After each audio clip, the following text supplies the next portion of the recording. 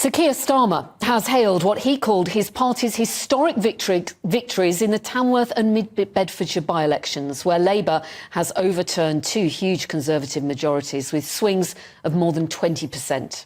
Well, the Conservatives blaming low turnout and what they call legacy issues from what the Tory chairman says were the chaotic premierships of Boris Johnson and Liz Truss for the defeats. But polling expert Sir John Curtis says these results show the Tories are perhaps staring defeat in the face at a general election. Let's get more reaction with our political editor Christopher Hope, who's in Bedfordshire, and Jack Carson, who's in Tamworth. First to you, Chris, in terms of the significance of this, the third by-election with a swing of more than 20%. Hence Sir John Curtis saying this is telling a story. It's hard not to disagree, as ever, with Sir John Curtis. He gets these things right. As recently as Monday, I was being told by some Tories they could win both these seats. And the truth is, the wins for Labour were both very narrow in both Tamworth and Mid-Bedfordshire, just over 1,000 in both. And what the difficulty for Rishi Sunak as he flies back from overnight from Saudi Arabia is that he easily have won these seats had it not been for this Reform Party that sits to the right of the Tory party, advocates some what you might call some kind of sound Conservative right-wing views, as some of the party supporters might see it. If that party wasn't there, they would have held both these seats. And I think over the next few days we're going to see pressure on Mr Sunak to do something more to try and get that Tory vote out. Because as the party chairman Greg Hands said, the number of Labour supporters voting for the party did fall in one of the seats and was barely up in the other one. And it seems to me that basically Tory supporters sat on their hands, and that's part of the problem I think that Mr Sunak has got.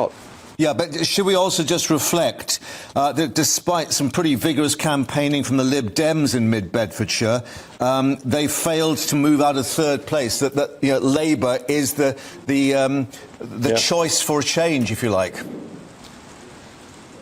This seat, Mark, is very rare in being pretty much a straight three-party fight for it. I think Sheffield Hallam is the only one that's quite similar. Yes, they were behind on about 9,400 votes compared to 12,000 plus for the Tories, 13,000 for Labour. But this is quite a rare thing for Lib Dems.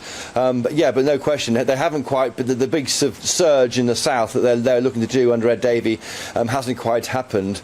But going back to this issue the Tory party's got, I think I look into next week. From next Wednesday, Tory MPs can start putting in letters of no confidence in their leader, Rishi Sunak, because it's 1 year since he became the leader of the Tory party. And I wonder whether they might try and do that as much as a protest. I think the chance of finding a new candidate to replace him is almost negligible, almost unlikely. But what may happen is a kind of protest by people, certainly on the right of the party, to try and get the leadership to pursue some more right-wing policies. There are suggestions now, Chris, that we're seeing echoes of 1997, when we know that Labour won by a landslide. That's right. You look at Tamworth, which Jack's up there reporting on that today. Yes, no question, that is feeling that way, a big momentum towards Labour.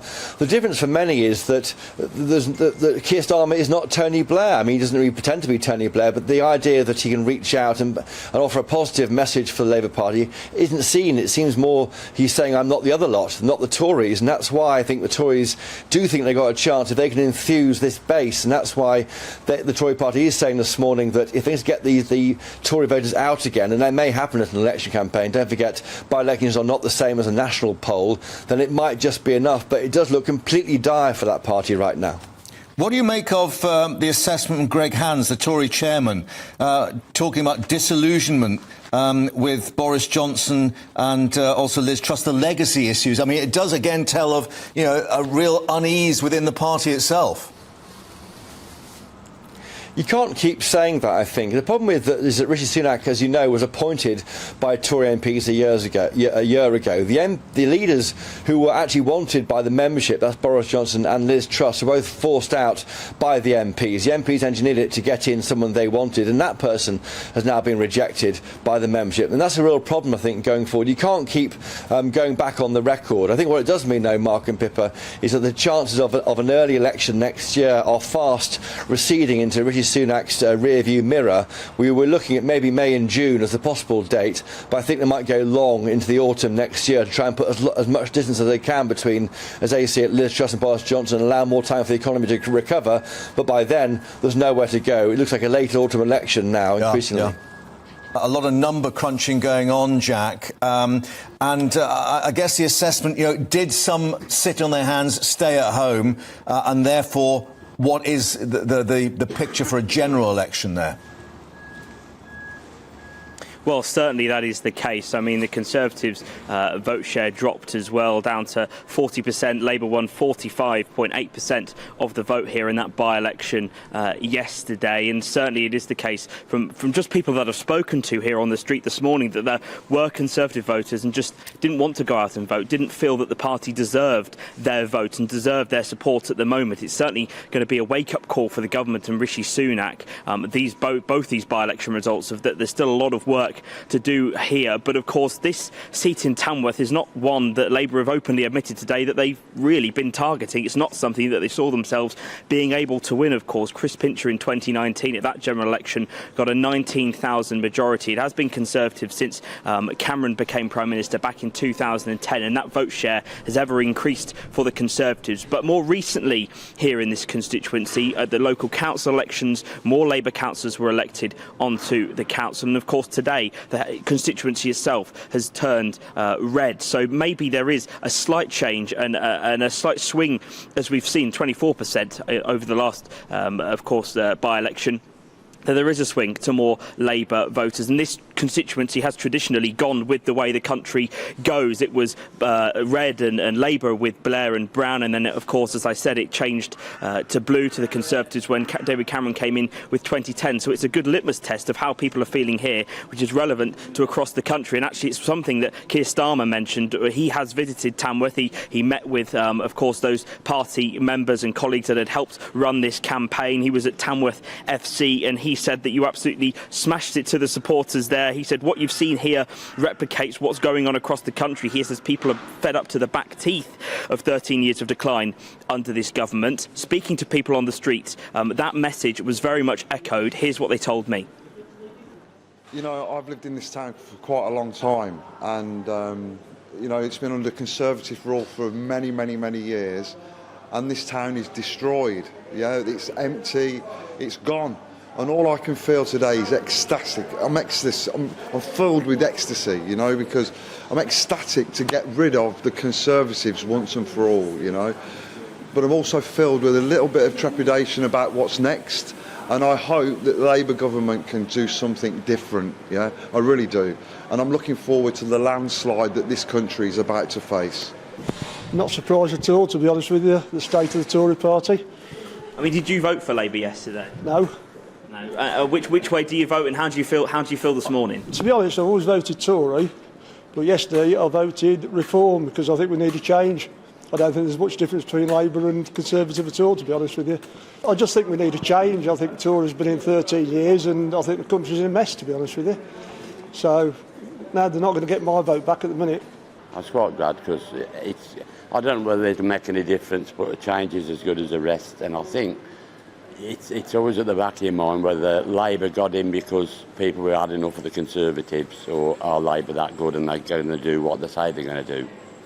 I mean, how did you vote? And I went Labour. Yeah, was that from being Conservative? I mean, how have you voted before to how you voted yesterday? Being an house owner or whatever, I was always brought up to be Conservative, but I've had enough now because I can't believe a word they're saying now. Jack, I also just want to mention this quite bizarre moment, really, when the Tory candidate, Andrew Cooper, stormed out before even Sarah Edwards had given her victory speech. Bit of a poor loser. I think we can show those pictures now to people who are watching. He literally just walked out. Apparently he was only in the building for about 5 minutes.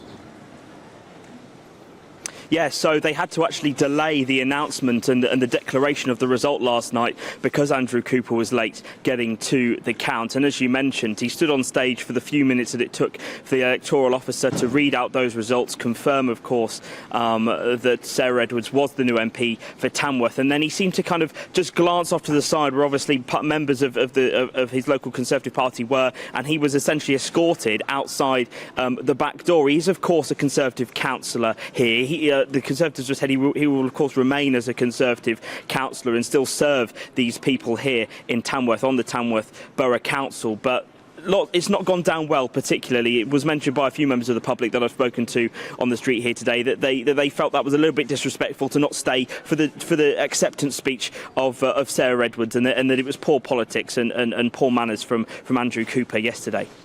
Let's just head back to Mid-Beds then with Christopher there. And in terms of Alistair Strathern, the successful candidate there, I mean, he was asked, so, what will you be doing?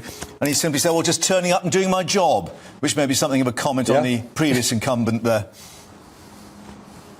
That's right. Nadine Dorries is, of course, now a talk show host. For a period was the MP here for a long time, in fact, but wasn't seen around a lot in the last months here, and that prompted, really led towards her standing down eventually. But there's concerns about why she wasn't around. I think that's what the new Labour MP is making some clear blue or clear red water with his predecessor.